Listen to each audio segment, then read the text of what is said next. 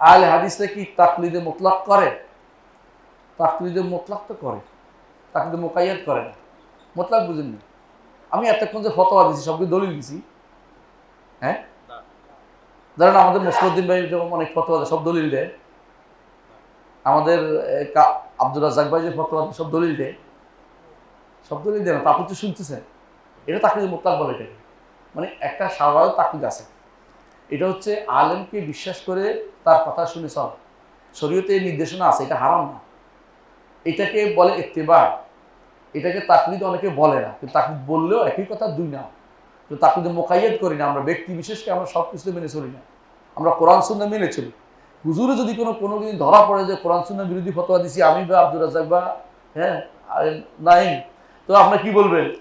ওনার কথা বা আমরা কোরআন সুন্নাহ নেব, এইটা টেন্ডেন্সি থাকলে কোনো সমস্যা নেই। কিন্তু আপনি যদি মনে করেন যে না দলিল দেন, কি দলিল? আপনি এতক্ষণ যা বলছেন একবারে দলিল দিয়ে থাকেন, তো আমি কোরআন নিয়ে এসে আপনার পড়াবো কোন দিন?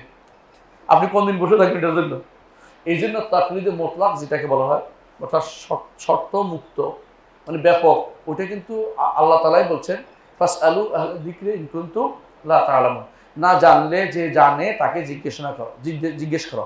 বলে নাই যে দলিল জিজ্ঞাসা করতে বলে নাই।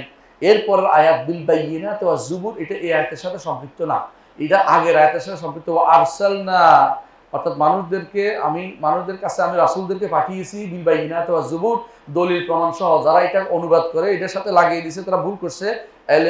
আলেমে দিন না, জাহের, এর মনে রাখবেন, এটা আলেমে দিন না। প্রত্যেকটি তাফসীর খুঁজে দেখুন, আলেমরা এটাই বলেছে।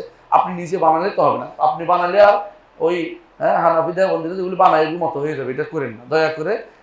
আমরা হচ্ছে অনুসরণ করি, আমরা বানিয়ে বলি না, সালাফদের কথা অনুসরণ করি। সালাফরা যেভাবে বলছে সেভাবেই আমরা অনুসরণ করি। তবে তাকলিদে যেটা মুকাইয়াদ, যেটা ব্যক্তি বিশেষের তাকলিদ, সবসময় এটা আমরা করি না। আমরা সমস্ত আলেমকে আমাদের মাথার মুকুট মনে করি।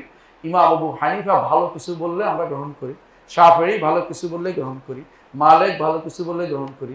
কিন্তু আপনি যদি জানেন যে এই লোক শুধু আমাকে অন্ধকারে নিয়ে যাবে, অন্ধকার গলিতে, তার কাছে জিজ্ঞাসা করা আপনার জন্য জায়েজ হবে না, কারণ সেটা আপনাকে ওই ভুলটাই শুধু দিবে, খারাপ দিবে, ভালো দিবে না। আর যার সম্পর্কে আপনার ইয়াকিন আছে যে সে আমাকে কোরআন সুন্নাহ ভিত্তিক তো আমাকে সলিউশন দিবে, তার কথা শুনলেই এটাও একটা তাকলিদ। এটা কেউ ইত্তেবা বলে, কিন্তু এটাতে ইত্তেবা বলে তাকলিদ বলে কোনো সমস্যা নেই এটাতে। কিন্তু তাকলিদ আমা যেটা, তাকলিদ তাআসসুব যেটা, এটা করা যাবে না। বুঝতে পারছেন? এটা আহলে হাদিসরা করে না, আলহামদুলিল্লাহ।